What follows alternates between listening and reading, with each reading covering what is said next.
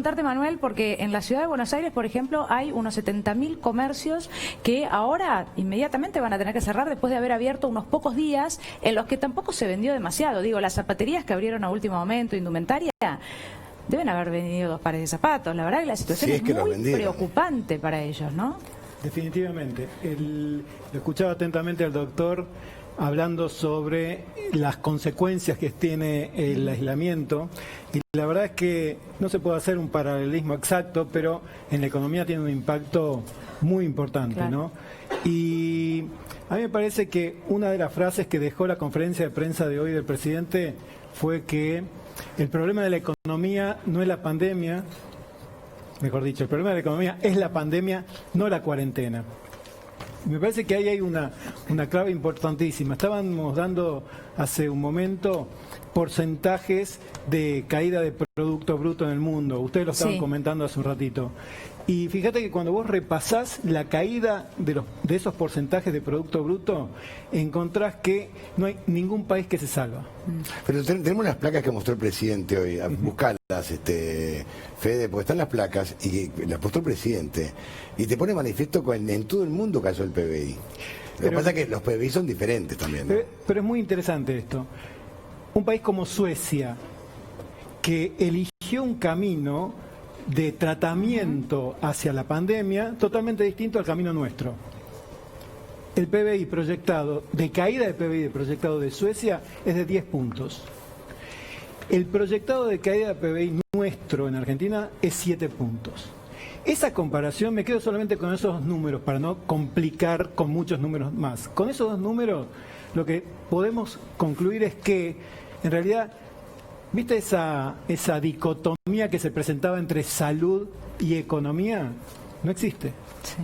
Porque aquellos países que combatieron a la pandemia con una estrategia, si se quiere, más ligera, rebaño se llama, rebaño, bueno, tienen caída de su Producto Bruto más fuerte que el nuestro. Pero además algunos de ellos, y lo sumo también a Juan porque está acá con nosotros y porque los dos nos van a poder aportar muchísimo, Manuel, la verdad es que también algunos de esos países, como el caso Uruguay, algunos estados de los Estados Unidos al día de hoy, están planteando que se equivocaron, que hubo un error, ¿no? El presidente uruguayo lo plantea así, y ese error, lo hablábamos hoy con Antonio, bueno, ¿en qué se traduce? En vidas perdidas, eso de no haber tomado una decisión, ¿no? Y cuando es la vida de tu familiar, bueno, se ve de una manera diferente ese error, ¿no? Casi imperdonable. Sí, lo que hay que reconocer la valentía del presidente de la Nación a tomar esta medida, volver a la cuarentena fase 1, hay que reconocer eso. Lo que sí, insisto, como Manuel, yo creo que, ¿qué es el PBI para la gente? Es cerrar el comercio, no poder pagar el alquiler, no poder pagar salarios, me alcanza el ATP. En realidad, vos lo decías, Dani, cierran 70.000 comercios, de los cuales por ahí 35.000 no vuelven a abrir. Son 100.000 personas sin laburo. Ahí tenés la placa, mirá, Antonio, respecto a la caída de los países, ¿no? Estas son las placas que mostró el presidente hoy, ¿no? Fíjate, en Italia cayó el PBI 12.8, España lo mismo, México lo mismo, Reino Unido 10.5, 10.2, Argentina 9.9, pero fíjate que la diferencia con los fallecidos. Sí, y con una cantidad de fallecidos en todos lados realmente pero muy triste, ¿no? O sea que el 9,9 nuestro comparado al 7,8 de Alemania son completamente distintos. Está bien, pero también las necesidades, digamos, los ingresos de cada país muestran una realidad diferente, ¿no? Me parece que más allá de esto, porque a veces cuando está esta comparación te dicen, bueno, pero Brasil es diferente, y la comparación por cantidad de habitantes. No, pero Dani, hay que decirlo, ¿no? Hay que ser honesto. Hay que ser honesto. Con todo respeto, el presidente hoy debe haber dicho la cuarentena sigue hasta el 31 de julio. Sí, claro. Olvídate, y haber dicho todo esto, nosotros venimos en caída libre. Ahora, ¿de qué manera el Estado va a salir a salvar? Pero ahora, un detalle nada más. Recordemos, lo repito, venimos de la pandemia amarilla, 4 puntos de caída del PBI. Y no es lo mismo la caída de un país como Alemania que la caída de un país como Argentina, con la pobreza, en Estados Unidos, con la indigencia. Por supuesto. Déjame agregarle 2 datos a esto que está comentando Juan, coincido 100%, pero ¿qué es un punto de PBI en Argentina? ¿Cuánto significa en pesos? ¿Qué es un punto de PBI? Porque hablamos, Argentina tiene un Producto Bruto que en valor absoluto son 485.000 millones de dólares. Ese es el PBI. Ese es el PBI. El PBI por año. Por año. El PBI, para que se entienda también, no es otra cosa más que la suma de lo que produce cada una de las unidades económicas individuales en todo el país. O sea, el señor que fabrica la hebilla del cinto más Choque, quien produce el consumo, fuego, todo. quien hace los agujeros. La suma de cada una de esas pequeñas cosas, eso es el PBI. Ese es el valor absoluto. Cuando decimos que cae un punto el PBI, lo que tenemos que tomar es una referencia para que entendamos de qué estamos hablando. El presupuesto total, tenemos al doctor aquí, el presupuesto total en salud de Argentina por año son 5 puntos del PBI.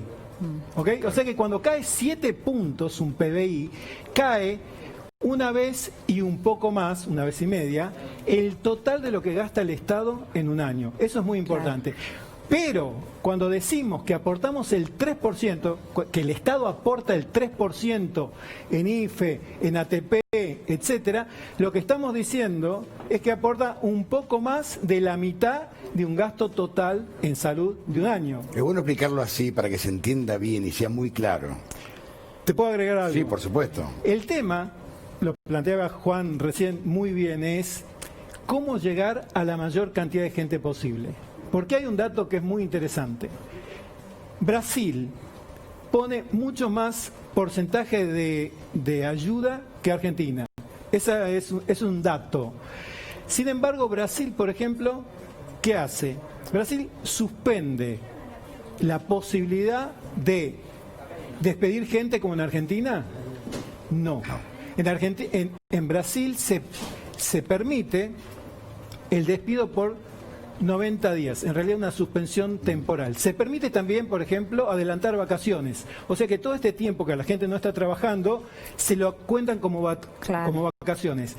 Se permite también utilizar algo que se llama el banco de horas. En Brasil hay un sistema por el cual uno puede compensar horas. Sí, trabajar 20 horas un día y 4 horas al día siguiente o las que sean al día siguiente. Eso ahora está algo planteado, terrible. Exacto. Es terrible. Y ahora está planteado a favor de la empresa. Lo que uno se pregunta, Manuel, y seguramente lo retomamos ahora con Juan también, es, bueno, hay sectores donde se podría haber hecho un esfuerzo mucho más grande porque hay gente del otro lado que está, que está esperando eso. Hablaba Juan de los bancos. Energía, me quedo lo decía pensando, Antonio recién, energía. Me quedo pensando en el impuesto a las grandes fortunas. Agua. Juan, me quedo pensando en el impuesto a las grandes fortunas. También. Pero no me contesten ahora. Externa, así volvemos con Luis y después charlamos esto, porque bueno, muchos se preguntan, ¿ese dinero puede salir de algún lado? Y hay un horizonte